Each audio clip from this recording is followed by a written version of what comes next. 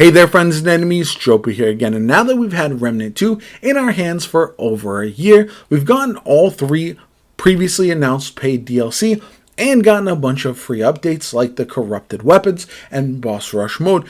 I want to give my reasons why I think Remnant 2 is one of the very best video games we've gotten over the last few years, and at this point is extremely underrated because I don't hear it mentioned in the upper echelon of games. And while it might not compare with Baldur's Gate 3 or Elden Ring, which are generational titles, I do feel like it belongs in the tier below them, and there's a ton of reasons why.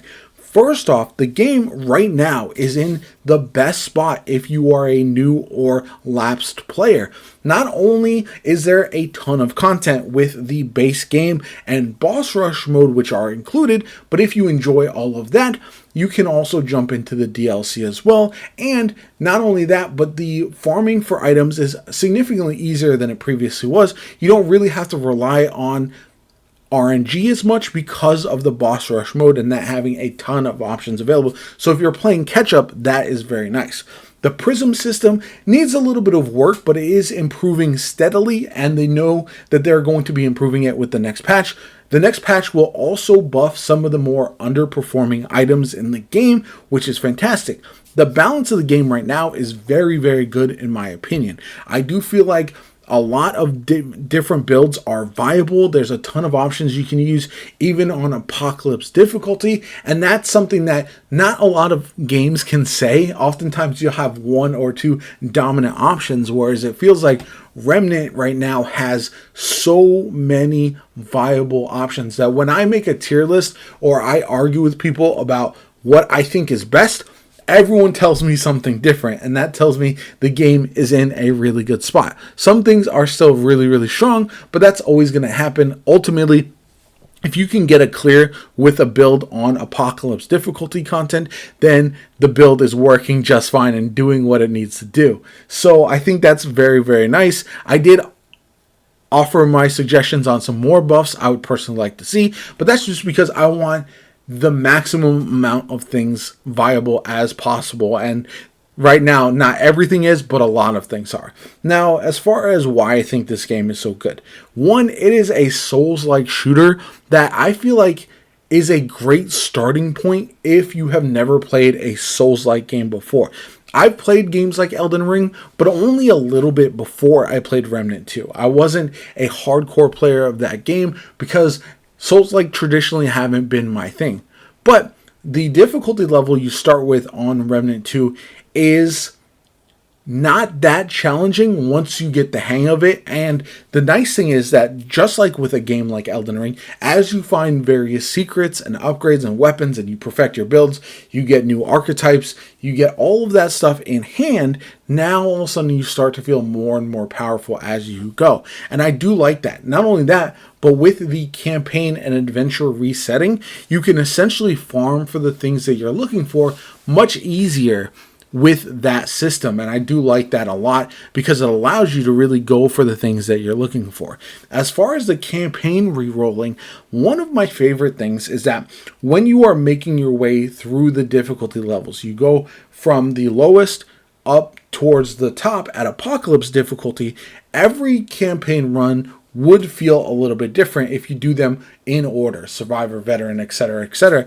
And so because of that, I feel like that is something that, as a player who doesn't normally replay games all that often, I'm encouraged to play through the campaign because I'll get different bosses, different dungeons, different loot, and my builds will work differently because of different modifiers on the bosses as well. So you could run 4 straight times through the campaign and have 4 different experiences, and there's not a lot of games that can say that, and so I really enjoy that aspect. Same thing with the DLC. Once you've done it once, it doesn't mean that's the only way to do it. You can go for alternate kills on bosses. You can go for a bunch of different secrets that are in the game, and that's going to be next up. I love a game with secrets so much.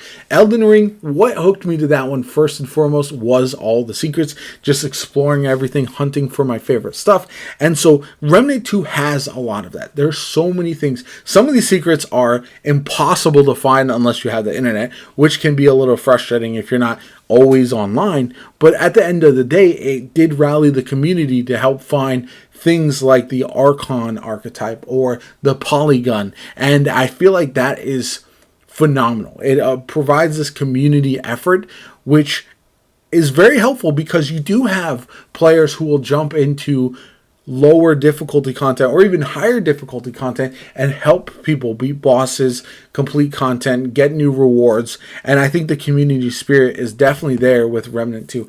By and large, I've always had positive interactions with the players of this game, and that's something you can't really say with other titles. I do feel like it's because this community might be a little bit smaller compared to something like Destiny 2, but for me that doesn't cause me any problems because I just enjoy the interactions that much more. And that's going to lead me to my next thing. The combat feels really good, right? You can run your builds in a variety of different ways. If you're a high skill player, you can go for a crit marksmanship type of build with hugs, which if you don't know is hunter gunslinger. You can also go for dot builds. You've got now the ritualist and the invoker in the game, both of which can just spread out massive damage over the course of huge areas. And so there's such a variety in the game. I've made builds that are pure melee, just punching my way through apocalypse difficulty, even though it doesn't work on certain bosses. And I made builds that are extreme long range that rely on perfect dodging and maximum damage and everything in between. So I feel like the balance in this game has always been adjustable. Like there's not always been a perfect level of balance, but there's always been a lot of fun options, which I think is very, very important for a game like this. Now, the boss design, I feel like overall is very cool. A lot of different interesting bosses. Too many of them are flying, in my opinion. It kind of makes a lot of the melee builds not viable against certain options. So that's my only one gripe. But other than that, the world design is interesting. In the DLC, the complaint that I would see the most is that some of the locations are reused a little bit, and I do understand that as well. But if that just means more content, we get more rings, amulets, weapons, more viable builds, all that kind of good stuff, I think the trade-off is probably worth it overall. And that's going to lead me into the storyline. I felt like the storyline is not anything insane. I'm a little bummed that we didn't really see the conclusions of some parts. There's still some cliffhangers out there. But overall, I thought the storyline was interesting. It had me kind of invested for the time that I did play it. That's the only thing that really doesn't change as far as the base storyline throughout the campaign as you're playing it.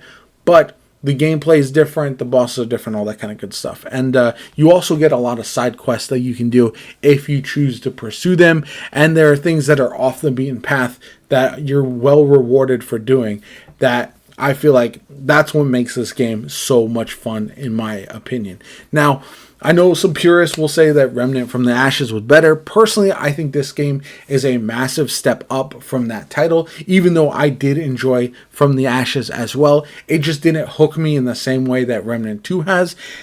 And overall, I just hope people stop sleeping on this game. I just want them to try it out for themselves. If you're a fan of shooters, if you're a fan of Souls-like, if you're a fan of anything in between, do yourself a favor, give this game a chance, and I bet you'll enjoy it because of how good it actually is right now. And so let me know what you guys think in the comments down below. Do you agree or disagree? This isn't going to be my last video on Remnant 2. I just wanted to kind of wrap things up. I know the lifetime of this game as far as content and coverage is wrapping up. It's been honestly my most successful game on YouTube to date, and I'm a little bummed to see it kind of ending in the near future. I would love to see a surprise drop of a random free update that adds more content, or paid DLC. I would pay more for more content in this game, to be honest, especially if we got some conclusion to some of the other storylines that are in the game right now.